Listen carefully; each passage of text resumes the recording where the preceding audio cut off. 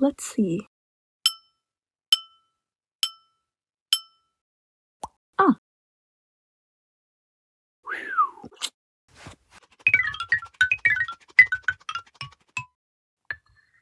Hmm.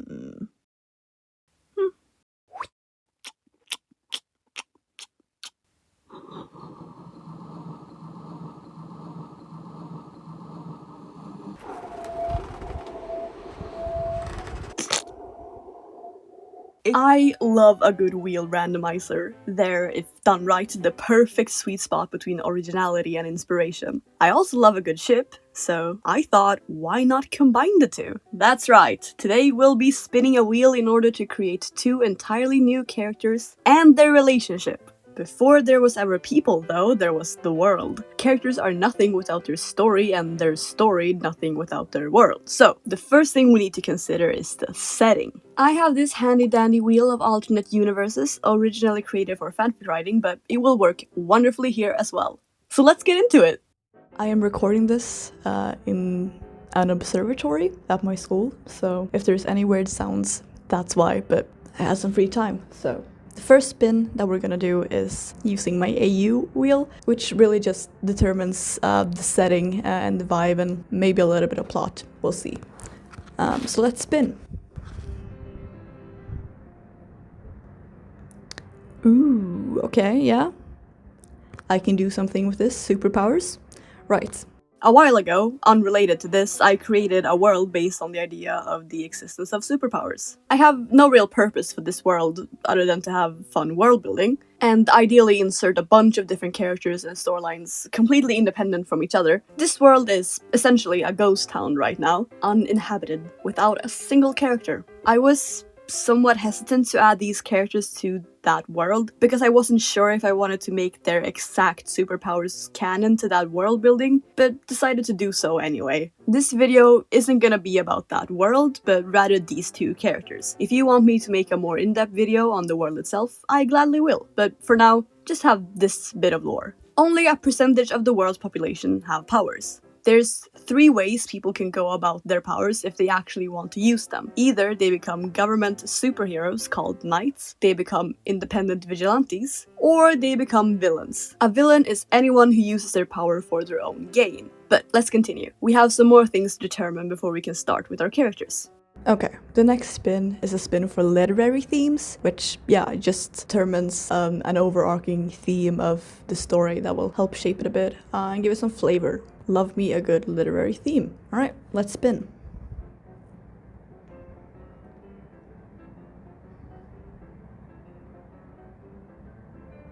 Unlearning bad habits, that's a good one. That's a good one, I can do something with that. For sure. The third one we will be using is story and character arcs, which is pretty self-explanatory, I think, so let's spin it.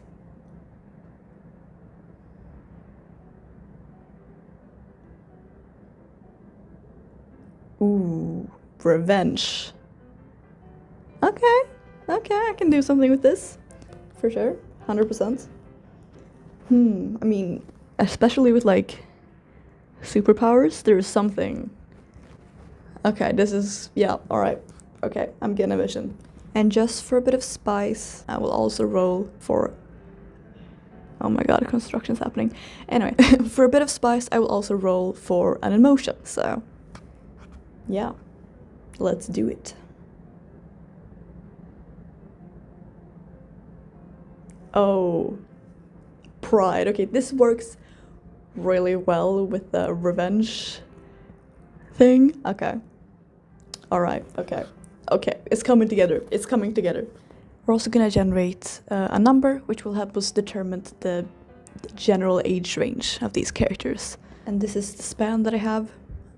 So it's pretty generous, I'd say, to both ends. Let's do it. Alright, so they will be like in their 30s, around their 30s, late 20s, early 30s, sometime around that. Alright, nice. Then we are also gonna use the good old quote generator. Again, just for a little bit of spice. Why not? Why not? Let's spin for it.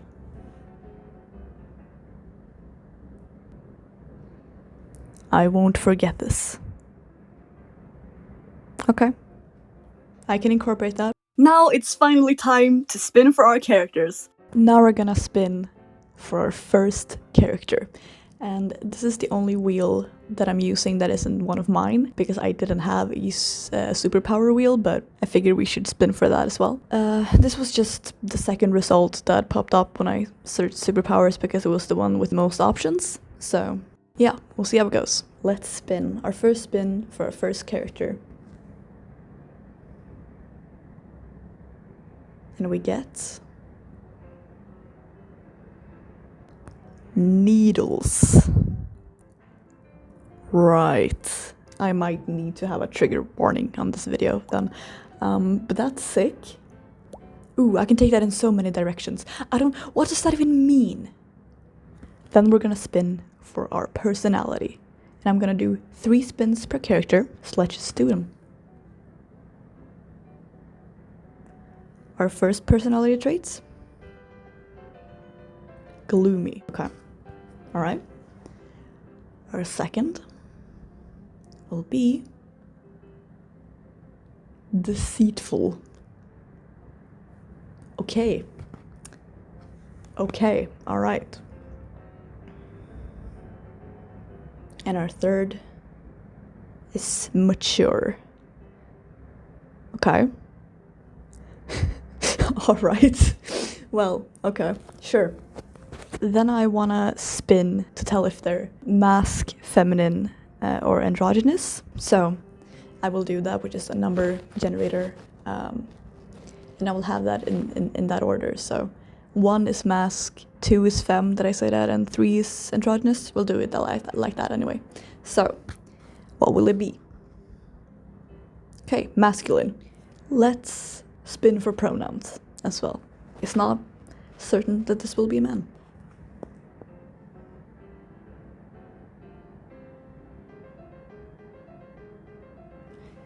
Never mind, I guess it will be. Right. A man it is done. He, him. Not that gender and pronouns are the same thing, but I digress. I would know. That is the whole first character then. Let's get into the second. Okay. Time to spin for the superpower for character number 2. Let's see. And we get luck. That's fun. That's really fun. Okay. Alright. Same procedure. 3 personality traits. Let's go. Character number 2. The first one we get will be steadfast. Okay. Okay. Alright. Okay. That's good. The second one we get is unambitious. That's very funny with luck. Okay. Okay. Okay. This is shaping up. The third is forceful. Okay. Sure. Okay, same as last time. A 1 is masculine, a 2 is feminine, and a 3 is androgynous. Let's roll. 3, androgynous. Okay. Finally, let's spin for the second character's pronouns. And they will be she, he. Alright. And that's all of character number 2. Now, I also wanted to determine how they start off their relationship. What were they before they became lovers? The possible choices I gave myself were allies, rivals, and enemies. Let's break down the 3 categories. Allies. They are on the same side and likely have aligned views, morals, or goals. Could be friends, acquaintances, or in other contexts family members, though that obviously won't be applicable for us today as we're making a romantic couple. Rivals. They are on opposite sides, but want the same thing. Competitive, but can often relate to one another. Co-workers going for the same position, 2 students working towards valedictorian, etc. Enemies. They are on opposite sides and want completely different things. The other person is an obstacle hindering them from getting their way. The villain that wants to destroy the city, and the hero that wants to save it. I want to determine whether these characters are allies, rivals, or enemies. I'll count it in that order. Allies, rivals, enemies. Right. Which will it be? Enemies. Alright. This, my friends, is my enemies. To lovers or friends, wheel. Feels fitting we spin that too. Might as well, right? So, what brings our characters together, I suppose?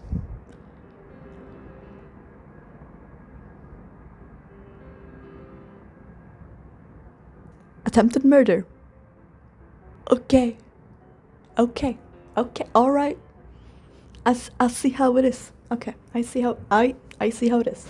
Right. I know enemies to lovers is a very popular trope, but I haven't really read or watched much of it. It's very similar to how I approach horror stories. In theory, I think they're really up my alley, but there are a lot of ways it could entirely miss the mark for me, and if that happens, it would just be an incredibly uncomfortable experience. And I haven't bothered to sort through it all. I also haven't written any. At least not explicitly. So I wouldn't say there's a right way to write it, per se, but I certainly have preferences. And so I came up with a good set of guidelines to keep myself on track. Guidelines, not rules. They are mostly here to stop me from getting completely off track, but will also be adapted for the specific story I'm trying to tell. They are based on what I find interesting, as well as partially based on critiques I've heard from others. For everyone's convenience, I've numbered them chronologically for how they should come into play in the story. Number 1. There has to be actual hate, but it should be kinda misdirected. The reasons for the hatred have to be ones that feel real. They have to be incredibly personal to the character that has them without actually personally targeting the other. Hate based on a flawed ideology, opposing views. In my mind, you represent all these things and I hate them, so I hate you. Number 2, obsession. They cannot imagine their life without the other. It's a rhythm, a routine. Number 3, their hatred is mutual. It is the one thing they know they can agree on. Number 4, to be loved is to be known. And this person might know you better than anyone. Your weaknesses, your strengths, how to best get under your skin. No one can hurt you like they can. Number 5, the shift starts with vulnerability and an influx of trust. Trust not to kill, trust not to harm, trust not to leave. Number 6, this person has seen you at your absolute worst, and yet they choose you, yet they stay. There's another important aspect of the enemies trope that needs to be hit. Not all people have the ability to create enemies. It generally takes someone with very clear, strong, and/or strict principles to be able to make enemies. It also takes someone quite petty and personal. Now, these are not guidelines for making a completely non-toxic enemies to lovers arc. For that, I suggest putting heavier emphasis on number 1 and have the arc mostly be about moving past those initial beliefs. But that's a lot less fun. I like my characters to be awful. Enemies to lovers is a beautiful opportunity to make them both equally as flawed. And I mean, we got attempted murder. That's kinda hard to come back from without at least it being a little bit questionable, so why fight against it? I say embrace the toxicity, while still making sure they end on a somewhat stable note. Enough dilly-dallying, let's get on with the characters. I think now is a good time to mention that I actually spun for these characters a year ago, so they may have, snowballed a bit. In fact, I have also partially created like half of their social circle as well, because, well, people don't generally exist in a vacuum. Still, our first character is the most lonely out of the two. I decided to name him Agwin. It's likely a name of Germanic origin, whose end, win, means friend. The first portion is likely to mean sharp, and be alluding to the edge of a sword. Or the egg of a sword, if you will. There's a bunch of other additional possible meanings, all of which kinda make sense. Agwin grew up idolizing the knights and therefore wanted nothing more but to help people as well. However, his powers weren't exactly aligned with the government's hero image. So, instead, Agwin decided to study medicine, which led him to becoming a nurse. Agwin's needle powers, the way I decided they should function, is based on a piece of half-scrapped world building. Like I said, I wasn't sure I wanted to add these characters to this specific world, because I wanted the powers of that one to be more biologically thought out. The concept of luck made it all much muddier, so I simply let that go and decided to try to act against my own logistic nature this once. I have another half-baked world-building project specifically for a magic system, so I shall leave the over-explanations for that one. Instead, this hero world shall focus on the social dynamics and the power balances between the various different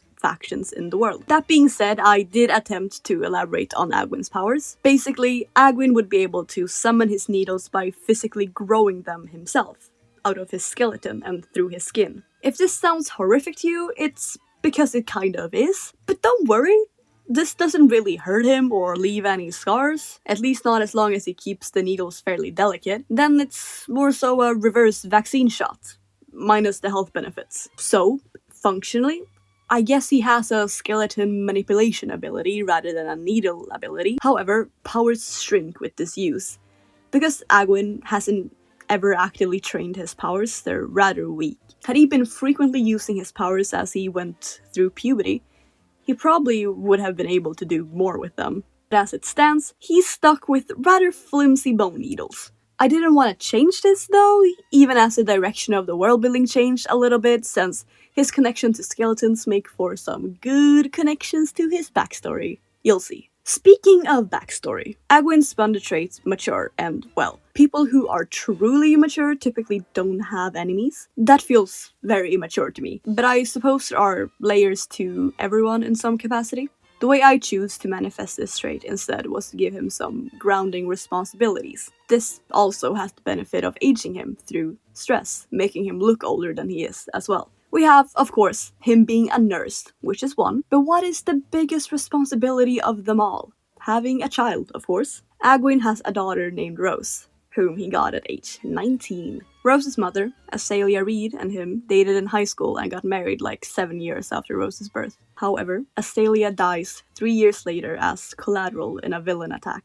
Agwin immediately buries himself in work, trying to balance out his grief and guilt by helping others as well as providing for his daughter. So, there is where the skeleton motif comes in.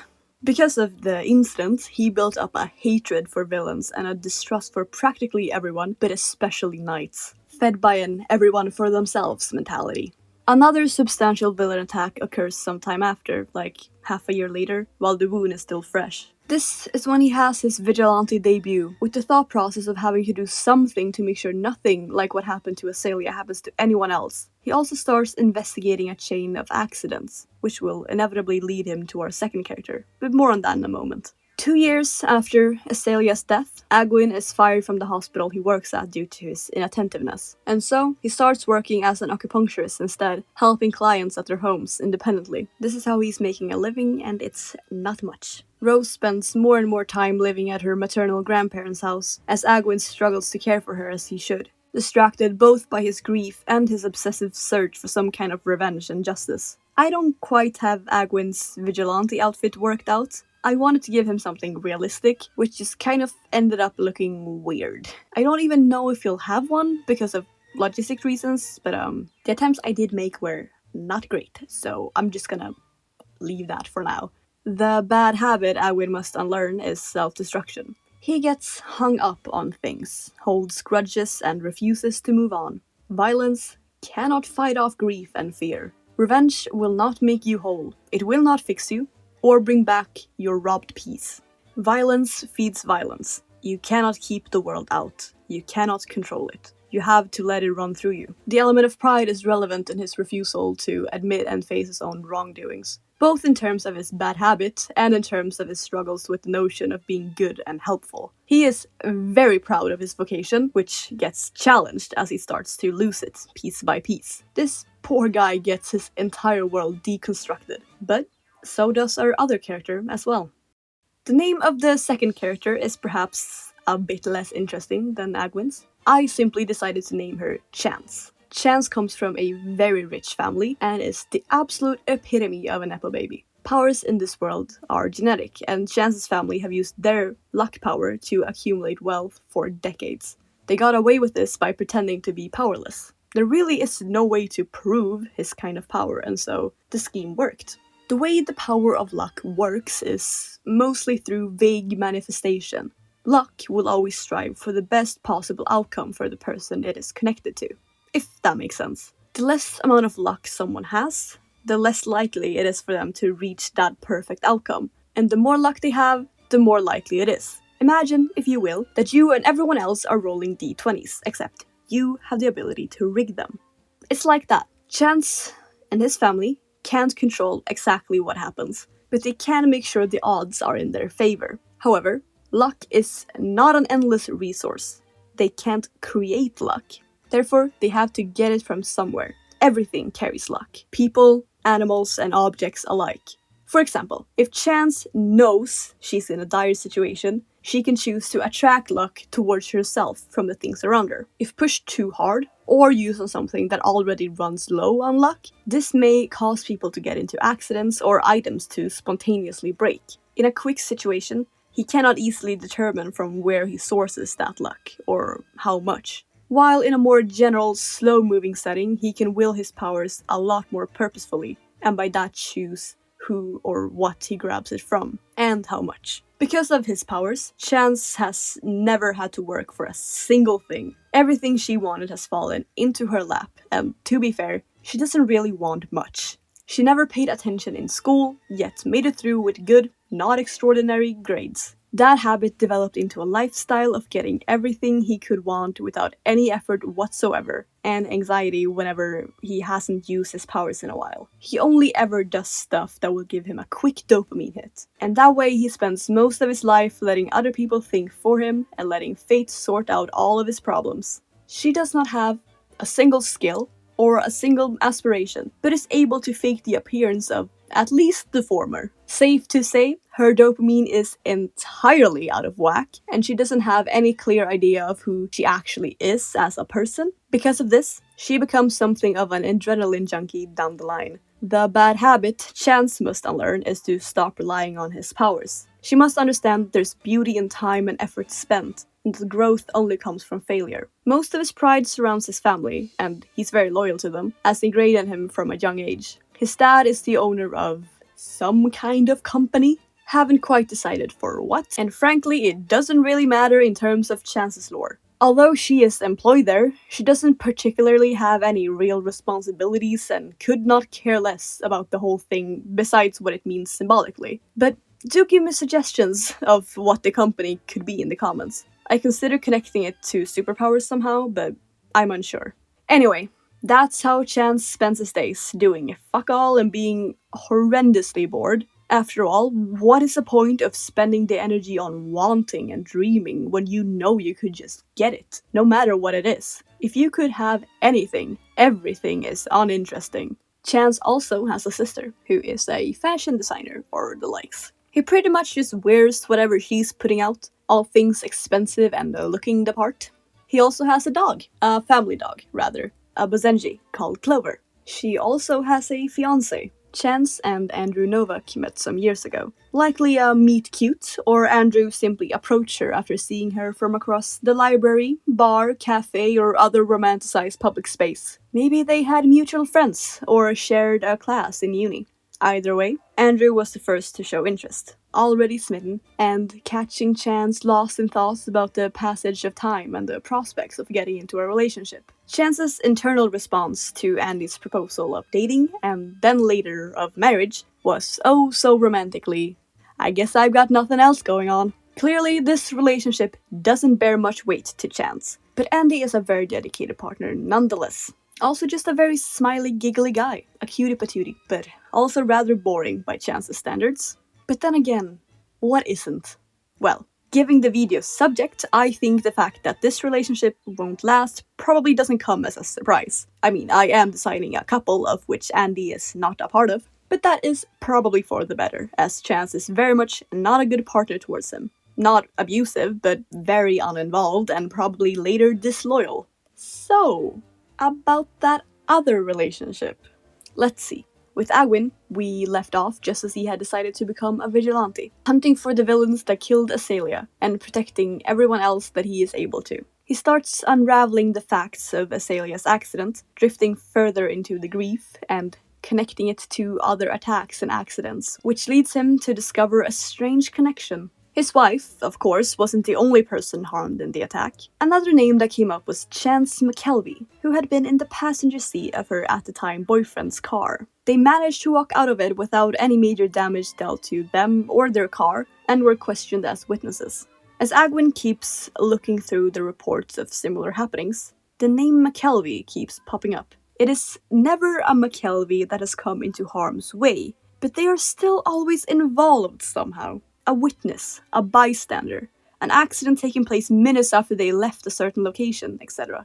The more Agwin digs into it, the more confused he becomes, and before long, the whole project turns from an overarching research project into the stalking of one particular family. Agwin figures something nefarious must be going on with the McKelveys, which, in his grief-stricken obsession, morphs into the conviction that the whole family must be villains hiding in plain sight. He then decides he must bring them down.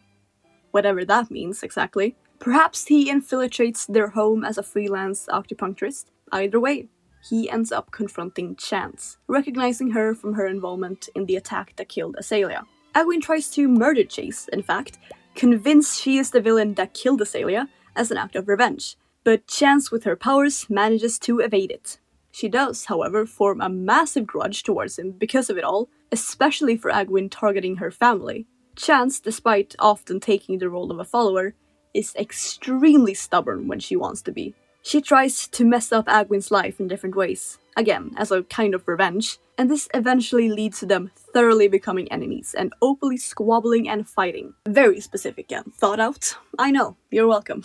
Because of Chance being as horrifically bored as he is, his fighting with Agwin does turn into the most exciting aspect of his life.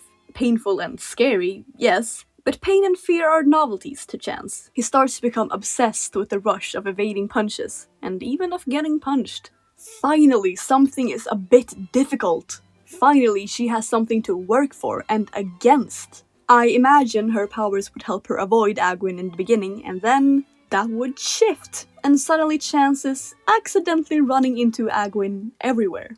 How strange. Agwin is working with similarly conflicting emotions. By this point, he has realized Chance probably doesn't have anything to do with the death of his wife. At some point, he would have figured out what Chance's correlation was actually based on, and subsequently what his powers are and how Chance uses them.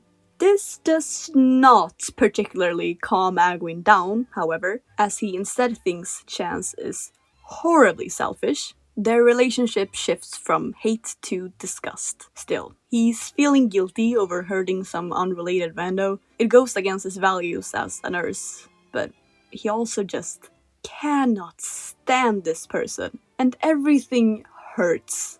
And it feels good to have something to take it out on. This does, however, technically make Agwin a villain. He struggles to decide whether or not he should use his powers when fighting. Chance is a manifestation of everything Agwin doesn't want to be. She is surrounded by things she hasn't earned. She is letting everyone else suffer for her success. He wants to see her suffer. Then, when she eventually does, he feels empty. His revenge isn't doing anything for him. Still, being the kind of man he is, he keeps going at it. He keeps going at it until his every thought is consumed by Chance. Chance wants to ruin Agwin's life, wants to ruin him the way he tried to ruin Chance and her family. For every little thing Chance does, Agwin does more. It makes Chance want to retaliate. Agwin's a stone in Chance's shoe. However, Chance is incredibly bored. Squabbling with Agwin, however infuriating, is some of the most fun he's ever had. He feels alive for practically the first time ever. Scheming and feeling fear gives him a huge rush. This anger she has for Agwin is the most she has felt in ages. Those conflicting emotions are addicting to her. They eventually reach a breaking point. Either Agwin doesn't want to fight anymore and Chance desperately does, or Chance decides to try another method of ruining Agwin. Something less physical. Or both. I had an idea about Chance thinking of the most fucked up thing he could do and deciding it would be satisfying to seduce Agwin and break his heart. You know, especially in relation to Agwin's romantic history.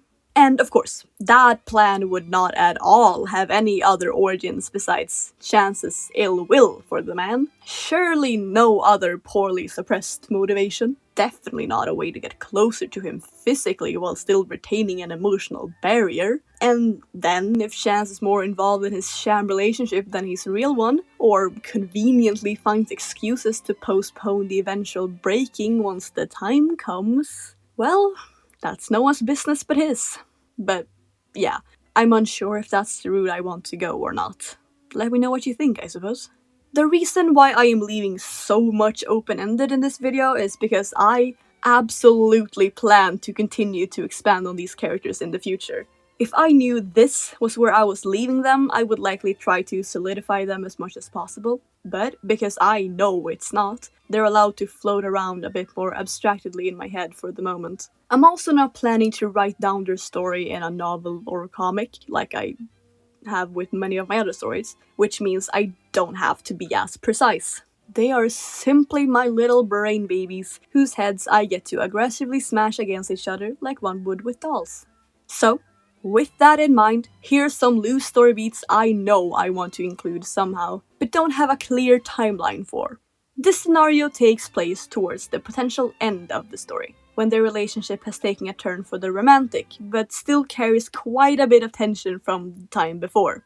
Both characters are a decent chunk into their own character developments, near a point of no return of some kind. Chance has likely stopped relying on her powers as much. Either way, Chance ends up getting real hurt by some kind of outside force, and Agwin starts freaking out, basically reliving his trauma of losing a partner in a freak accident. Chance survives, and has some little quip about how she's unkillable, and how if anyone should know that, Agwin should, as he has tried to kill her himself. When realizing Agwin is properly freaking out, Chance turns a bit more serious and makes sure that Agwin knows that it is very unlikely for that to happen to Chance due to her powers. Agwin has managed to find one of the few people who is most guaranteed to not get killed.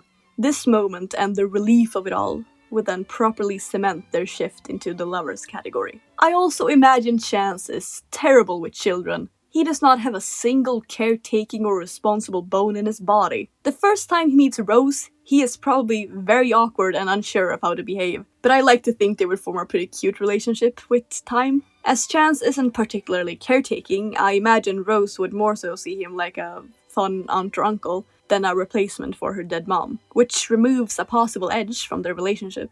I could also see them getting into trouble together. Chance is definitely not a traditionally good influence, but he also wouldn't put her in harm's way. If things go south, he could always use his powers to protect her. Maybe that's how he gets into the accident, by shifting all of his luck onto Rose. Or maybe that's unrelated. Who knows?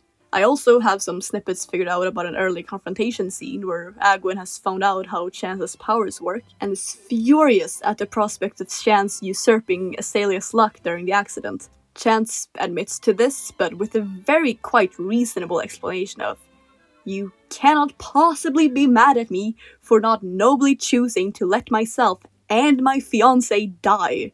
My parting thought is about Azalea. I really want to properly include her into the story and make her absence a whole character within itself. I imagine her to be missing in a lot of aspects in both Agwin's and Rose's lives, and I want that to show. I want Agwin to struggle with filling her void, for him to see it all around, everywhere. They have been together since they were teenagers. So much of his life was probably lost with her, and I want that to linger long after his story with Chance is through. I want her to continue to be a part of their lives, always. I don't want to simply fridge her. Use her as a motivation for Agwin to be angsty until he's done with that and moves on. However, her character isn't quite developed enough yet for me to include that here in the way I'd want to. But know it's important to me, and it's coming. This is only the beginning.